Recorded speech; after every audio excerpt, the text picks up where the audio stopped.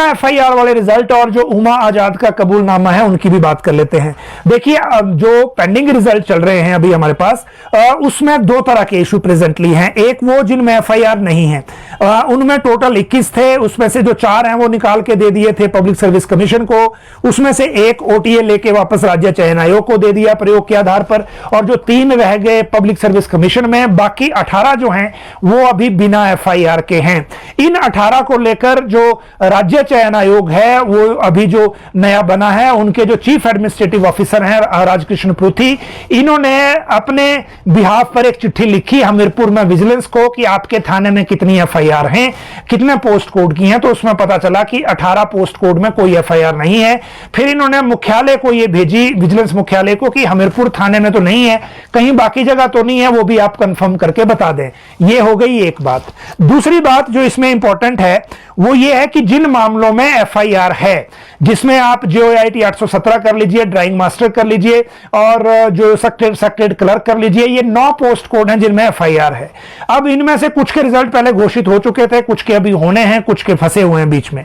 इन मामलों में जो जेओआईटी को लेकर अभी सबसे ज्यादा जो फाइल चल रही है वो है, और अब सोर्सेज ये कह रहे हैं कि जो सेक्रेटरी लॉ या सेक्रेटरी पर्सनल में से किसी को लिखना है फाइल पे कि जो ये रिजल्ट है वो पेंडिंग इंक्वायरी घोषित कर दिया जाए, क्योंकि इसमें विजिलेंस ब्यूरो कुछ नहीं कह पा रहा है, ना वो रिटर्न में कुछ दे पाएंगे जब तक वो चार्जशीट नहीं दे देते, या फिर कोर्ट उसमें कॉग्निजेंस क्या लेता है उसका इंतजार किए बिना। तो अफसर कौन लिखेगा फाइल पे, ये सबसे बड़ा चैलेंज है। अभी तक कोई लिखने को तैयार नहीं है।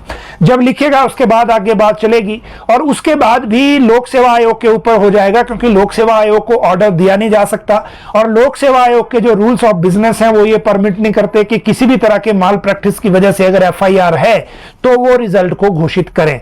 अब उन पे जबरदस्ती चलेगी नहीं तो फिर वो रिजल्ट घोषित कौन करेगा?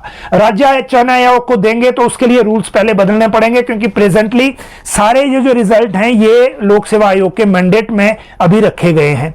तो ये एक है। अब इसमें आ जाते हैं उन मसलों पे जिनमें एफआईआर नहीं है। राज्य चयन आयोग ने, जो इनके चीफ एडमिनिस्ट्रेटिव ऑफिसर हैं, इन्होंने एक कमेटी बनाई। उस कमेटी में एक मेंबर लॉ से थे, एक मेंबर विजिलेंस से थे, एसपी विजिलेंस खुद आई हुई थी बैठक में, और खुद पृथ्वी जी थे।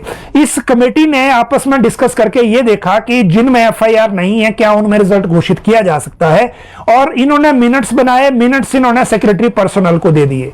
उन मिनट्स में 2 चीजें मुख्य हैं।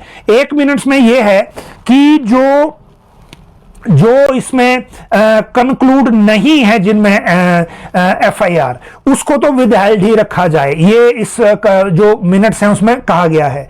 लेकिन जिनमें एफआईआर लोकल थाने में है उसके अलावा बाकी कहां है वो विजिलेंस बताए, और साथ में यह भी बताए कि क्या इनका रिजल्ट घोषित किया जा सकता है या नहीं। तीसरी बात इसमें लिखी गई है कि जो एज पूरी कर गए हैं, एज वो एक्सीड कर गए हैं, जो डीबार हो गए हैं एज की वजह से, क्योंकि भर्ती के लिए उन्होंने अप्लाई किया था तब वो पात्र थे, अब क्योंकि 1 साल से कुछ नहीं हो रहा तो वो अब अपात्र हो गए हैं। तो जो डीबार हो गए हैं एज की वजह से, इनको एज रिलैक्सेशन दे दी जाए। यह भी सेक्रेटरी पर्सनल से इस कमेटी की मिनट्स में यह मामला उठाया गया है।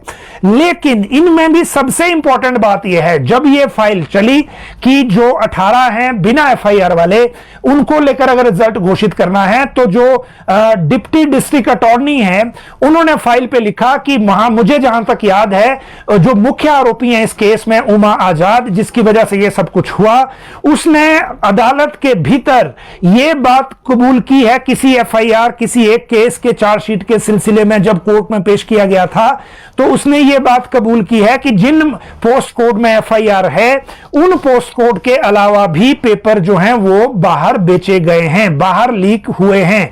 तो ये कोर्ट में कहा है उमा आजाद ने। जब डिप्टी डीए ने ये फाइल पे लिख दिया तो फिर अब विजिलेंस के पूछे बगैर या विजिलेंस की क्लियरेंस के बगैर बात आगे बढ़ेगी या नहीं, ये एक सबसे बड़ी समस्या हो गई है।